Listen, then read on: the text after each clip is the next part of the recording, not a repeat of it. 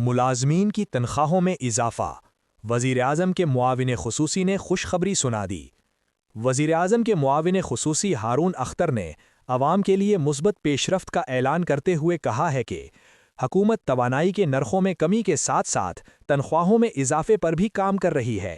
اسلام آباد میں میڈیا سے گفتگو کرتے ہوئے ہارون اختر کا کہنا تھا کہ بجلی کی قیمتوں میں کمی کے اثرات پیداوار کے شعبے پر واضح طور پر نظر آ رہے ہیں۔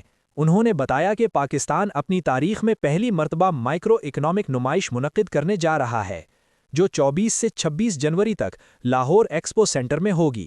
ان کے مطابق حکومت کی توجہ پیداواری شعبے کو مضبوط بنانے اور مائکرو، اسمال اور میڈیم انٹرپرائزز (MSMEs) کی ترقی پر مرکوز ہے، اور اسی مقصد کے تحت اس نمائش کا اہتمام کیا جا رہا ہے۔